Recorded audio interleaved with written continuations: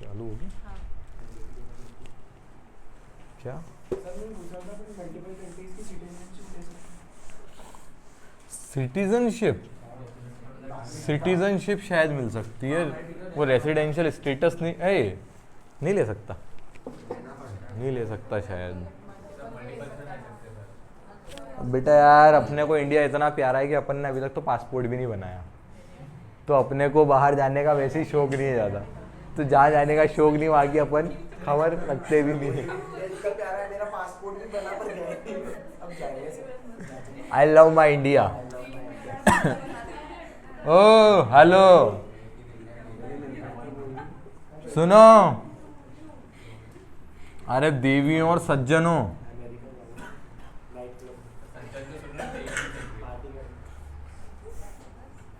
देवियों को कुछ कह भी नहीं सकते ना, सज्जनों को तो बाद में क्लास के रोक के डंडे वंडे ढूंढ के सूद भी सकते हैं।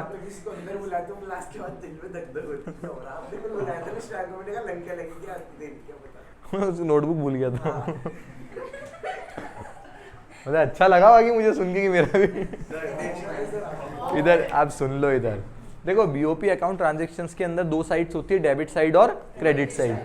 उल्टा उल्टा उल्टा, हम अकाउंट्स में डेबिट इधर लिखते हैं, यहाँ डेबिट साइड इधर हो गई, और अकाउंट में क्रेडिट इधर क्रेडिट इधर लिखते हैं, क्रेडिट साइड इधर कहलाती है इसमें।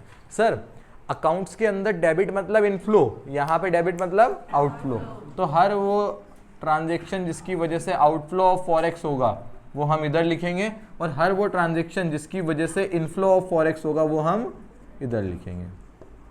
ठीक है, सबसे पहले हम क्या रिकॉर्ड करते हैं? Current account. करंट अकाउंट के अंदर सर विजिबल आइटम्स मतलब गुड्स, तो सर इंपोर्ट ऑफ गुड्स इधर आएगा या इधर आएगा?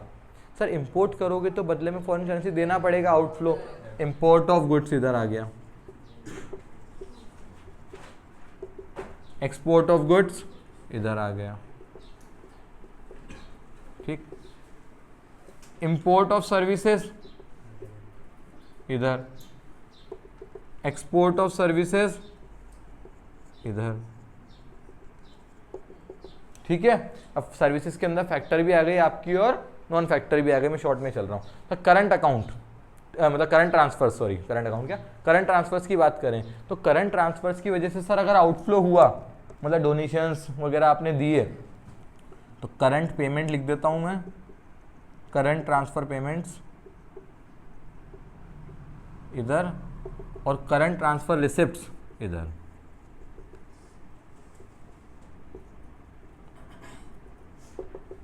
अब इस एक्सपोर्ट में से इंपोर्ट को आप माइनस करोगे, इस एक्सपोर्ट में से इस इंपोर्ट को आप माइनस करोगे तो आपको मिल जाएगा आपका balance of payment, balance of current account. क्या मिल जाएगा? Balance of current account. अब चाहो तो यहाँ टुकड़ों टुकड़ों में बना सकते हो, पर कोई मतलब नहीं, एक साथ ही बनाया जाता है। तो ये सारे करंट अकाउंट ट्रांजेक्शन रिकॉर्ड कर दिए। अब कैपिटल अकाउंट के ट्रांजेक्शन रिकॉर्ड करो। कैपिटल अकाउंट में सर बोरोइंग्स, ठीक है, सर बोरोइंग्स लोगे तो इनफ्लो या आउटफ्लो? इनफ्लो, इधर लिखो। तो borrowings from rest of the world, चाहे एक्सटर्नल असिस्टेंस हो चाहे कमर्शियल बोरोइंग्स हो। सर बोरोइंग आप किसी को दोगे, उधार आप किसी को दोगे, तो फिर आउटफ्लो ऑफ फॉरेन करेंसी, तो borrowings to rest of the world. थोड़ा नीचे लिख देता हूँ, borrowings to rest of the world. Sir FDI और एफआईआई में फॉरेन इन्वेस्टमेंट लिख देता हूँ सीधा। फॉरेन इन्वेस्टमेंट अगर हमारे यहाँ का पर्सन बाहर कहीं जाके करता है तो outflow of currency, outflow of foreign currency, तो आउटफ्लो इधर लिख दो, investment in rest of the world और investment from rest of the. ठीक है, अदर भी आ जाएंगे इनमें, अदर की वजह से इनफ्लो इधर, आउटफ्लो इधर। अब सर अब क्या करूं मैं? अब मैं इधर का टोटल करूंगा, फिर इधर का टोटल करूंगा। मान लो इधर का टोटल आया 1000 और इधर का टोटल आया 900, तो सर एक्सपोर्ट माइनस इंपोर्ट या इनफ्लो माइनस आउटफ्लो, तो 1000 माइनस 900, 100 का क्या आया आपका? डेफिसिट।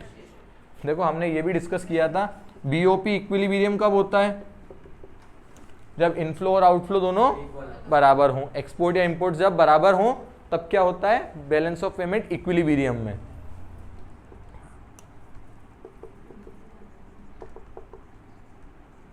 ठीक सर, अगर आपके एक्सपोर्ट ज़्यादा हैं और इंपोर्ट्स आपके हैं कम, सर एक्सपोर्ट ज़्यादा हैं तो आपके पास इनफ्लो ज़्यादा हुआ है और इंपोर्ट्स कम है, मतलब आउटफ्लो कम हुआ, तो फायदे में हो ना, ज़्यादा आपने इनफ्लो किया। अच्छा मैंने डेफिसिट बोल दिया था क्या पहले, सरप्लस। तो एक्सपोर्ट ज़्यादा है और इंपोर्ट्स कम है, सर एक्सपोर्ट की वजह से फॉरेन करेंसी आया, ज़्यादा पैसा आया, और इंपोर्ट्स की वजह से कम पैसा गया, ज़्यादा पैसा आया कम पैसा गया, फायदे में हो ना, सरप्लस। तो इसको कहते हैं सरप्लस, इस कंडीशन को क्या कहोगे, सरप्लस। और सर इसका उल्टा कर लो आप, export are less than import, तो सर क्या हो गया आपका, डेफिसिट। सर मतलब आपका एक्सपोर्ट की वजह से इनफ्लो हुआ कम, इंपोर्ट्स की वजह से आउटफ्लो हुआ ज़्यादा, आउटफ्लो ज़्यादा इनफ्लो कम, सर अच्छी बात नहीं है ना, तो डेफिसिट। ठीक सर, यहाँ देखो 1000 रुपीज़ का इनफ्लो है और 900 का रुपीज़ नहीं बोलूँगा मैं, डॉलर कह दूँ ज़्यादा बढ़िया है, $1000 का इनफ्लो है और $900 का आउटफ्लो है, तो इनफ्लो ज़्यादा आउटफ्लो कम, तो अच्छी बात है, सरप्लस। तो सर ये सरप्लस कितने का, 100 का, ये सरप्लस कितने का, 100 का, तो 100 में कहाँ ट्रांसफ़र कर दूंगा, transfer to official reserve account, और अब इसका बैलेंस भी कितना हो गया, 1000, तो इसको क्या कर दिया हमने, बैलेंस कर दिया। सर अगर इधर होता, इधर 1000 होता, इधर 900 टोटल आता, तो 1000 का आउटफ्लो, $1000 का आउटफ्लो, $900 का इनफ्लो, तो सर डेफिसिट कंडीशन में हो आप, तो $100 और चाहिए, तो सर क्या करोगे, ऑफिशियल रिजर्व अकाउंट से ले लोगे, तो ऑफिशियल रिजर्व अकाउंट से आ जाएगा $100 और आपका बीओपी अगेन मतलब बीओपी क्या हो जाएगा, बैलेंस। इतनी बात समझ आ गई। तो सर इसको अगर मैं यहाँ डॉट मार दूँ, ये ऊपर का ये जो एक लाइन मैंने ड्रॉ कर दी, ये ऊपर के जो भी ट्रांजेक्शन्स हैं ये कहलाएंगे above the line items, above the line items. और सर इसके नीचे का जो आइटम है वो क्या कहलाएगा, बिलो द लाइन आइटम। इतनी बात क्लियर है बेटा, अच्छे से जल्दी बोलो, क्लियर है नहीं है। अब सर इस चैप्टर का जो सबसे इंपॉर्टेंट क्वेश्चन है, जो 3 नंबर में आने का बहुत चांस रखता है, 2 क्वेश्चन है। एक तो क्या, करंट अकाउंट ट्रांसफर और कैपिटल अकाउंट ट्रांजेक्शन का डिफरेंस बताओ, ये आ सकता है।